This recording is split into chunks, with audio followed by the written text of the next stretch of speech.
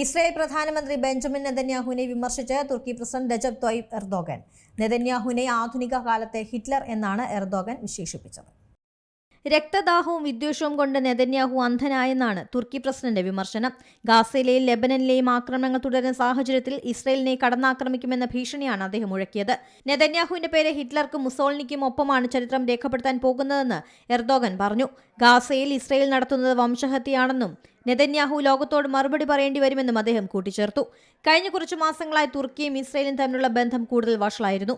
ഗാസയിലെ സൈനിക നടപടികളെ തുടർന്ന് ഇസ്രായേലുമായുള്ള എല്ലാ വ്യാപാര ബന്ധങ്ങളും തുർക്കി റദ്ദാക്കിയിരുന്നു.